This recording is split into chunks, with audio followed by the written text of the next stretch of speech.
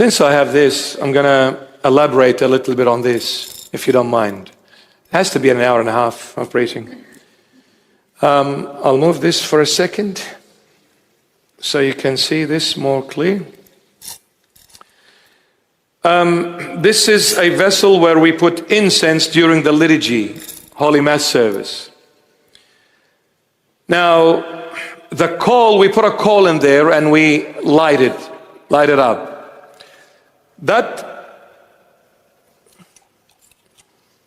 We put a coal in this and we light it up. This represents the womb of the Holy Mother. This represents the womb of the Holy Mother Mary.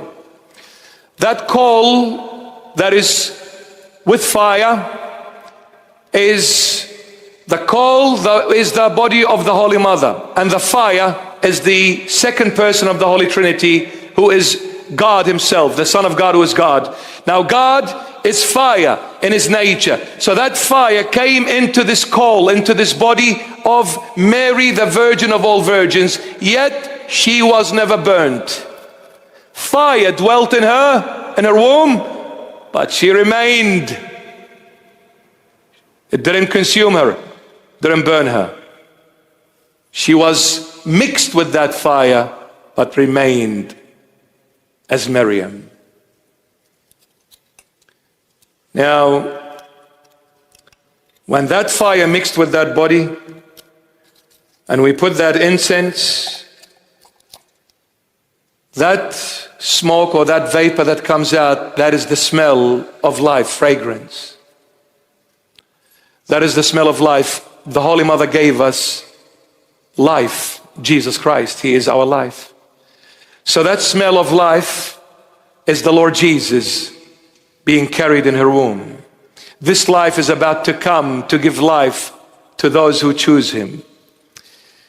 Now this entire vessel, including the womb of the Holy Mother, is carried by 3 chains: Father, Son, Holy Spirit. The 3 chains is the Holy Trinity: Father, Son, and Holy Spirit. The Trinity, the Triune God, is holding the Holy Mother. And there is one chain in the middle that lifts this lid up. And this chain is attached to a ring. Father, Son, Holy Spirit are the 3 chains. And the one chain in the middle, one God. Father, Son, Holy Spirit are all one God. And this one God is attached to a ring. And the ring circle represents eternity. You see, when you put a point in a circle, that point can be the beginning, and that very point can be the end. But neither the beginning nor the end of it has an end or a beginning, because you'll keep on going in a circle. You'll never come out of the circle forever. It's eternal. Eternal God. No beginning to him, no end to him. Is just the ever continuous present God, the I am. When you come to receive the Holy Communion, the body and the blood, you have to receive the smell of life first before you take the body and the blood. It's a form of a blessing and a purification. It's a preparation to receive the body and the blood, because out of that body and blood came out this incense. It is the body, the blood that gave me the smell of life, fragrance. Spikenard came forth as a fragrance when he dwelled in my heart at the table. So the smell of life. The smell of life precedes life. The body and the blood is your life. But this life you're about to take, you need to receive the smell of it, because the smell tells you it's the living body and the life-giving blood. It's a long story.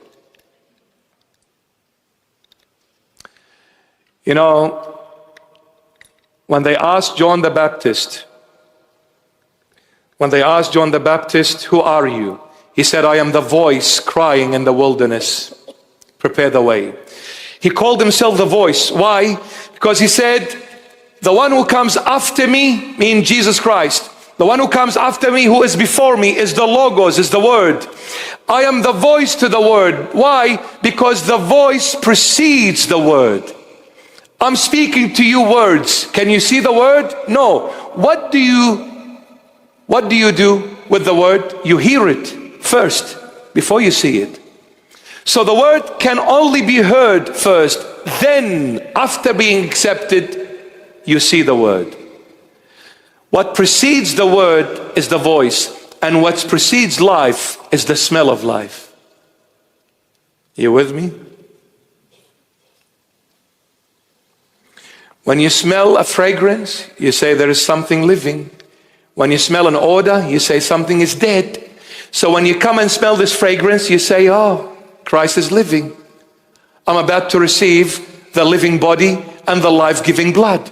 Because the smell of this body tells me it's living. And who came to receive the living body? Me, the dead. I sinned, and the wages of sin is death. So I died in my sin. I came to receive the living body for my dead body, and I came to receive the life-giving blood for my dead soul, because the soul dwells in the blood. When we take the blood of Christ, we are taking his soul, S-O-U-L. So my soul died, my body died, and my spirit died when I sinned. So I came to the church, his body for my dead body, his living body for my dead body, his life-giving blood for my dead soul. And the Holy Gospel was read, and his word for my spirit, because the word is spirit, and that spirit gave life to my spirit which died in sin.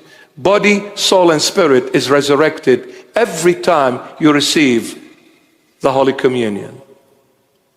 Every time you come to church, Christ is resurrected in you.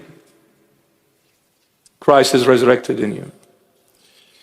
This is why Satan will let you preach in the name of the Lord. He won't have a problem with that. Satan will let you sing for the Lord. He won't have a problem. But the moment you come to receive him in the body and the blood, he will break all hell to stop you from it. Because that's what's going to give you life. So many people fell in this trap of Satan. They said, just sing and preach, hallelujah. Don't worry about the body and the blood, it's only bread and wine. Wow. They made a mistake. You need to come to church also on Sunday. Bible preach is very vital, so as the body and the blood. Don't say which is more important. No, they're all important in their own places. Don't swap. Don't mix. Don't prioritize. Bible preach is important. The body and the blood is as important. So I come on Friday and I come on Sunday. It's not too much for the one who drank the entire bitter cup to say, I want to marry you. Don't forget that. He drank all bitterness for you, my beloved. Where are you going? Downtown?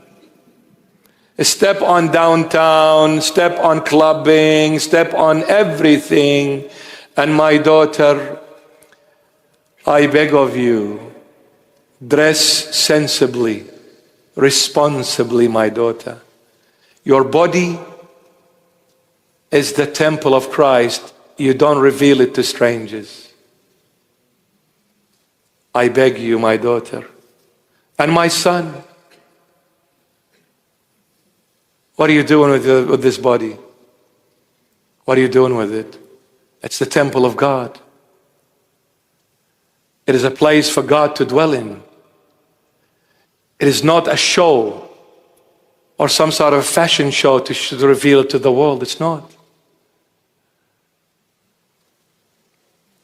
My daughter, cover yourself like Bishop Murray. Mr. Ninja Turtle. Oh. No need for anyone to look at you and say you're beautiful. It's none of their business. The only one who has the right, my daughter, to say you're beautiful is Christ. He's the only one. If a guy comes and says, hey, you're beautiful, and you don't know that guy, send him to me, I'll fix him up for you.